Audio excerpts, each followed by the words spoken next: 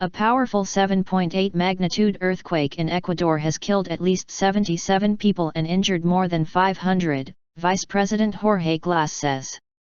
The quake, Ecuador's largest since 1979, hit at 18:58 on Saturday, 23:58 GMT, near the northern town of Muisne.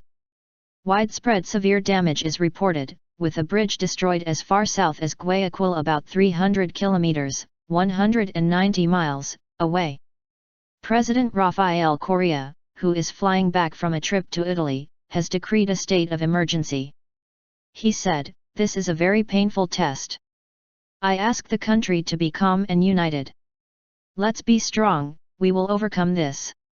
He added, "Roads and hospitals can be rebuilt, you cannot recover lost lives.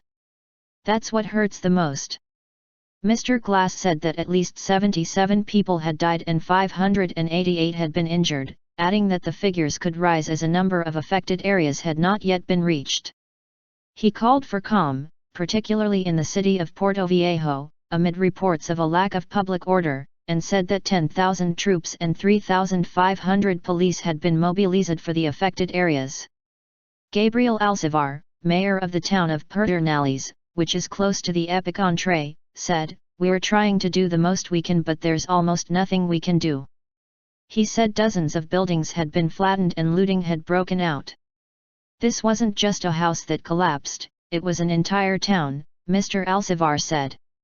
Carla Peralto, a resident of Boyaca, one of the worst affected areas, told the BBC, "I never felt something like that in my life. It was so strong. I was feeling very, very scared. I was thinking, God, please stop that because maybe I die today." Serious damage was also reported in the city of Manta, with an airport tower among the buildings destroyed.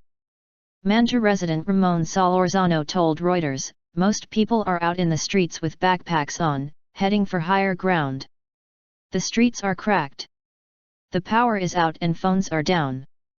The U.S. Geological Survey said the earthquake struck at a fairly shallow depth of 19.2 kilometers, 11.9 miles, about 27 kilometers from Muisne in a sparsely populated area. There have been a number of aftershocks, the biggest at 5.6. The Pacific Tsunami Warning Center issued a message saying that the threat of a tsunami had now mostly passed and that any remaining risk should be evaluated by local authorities.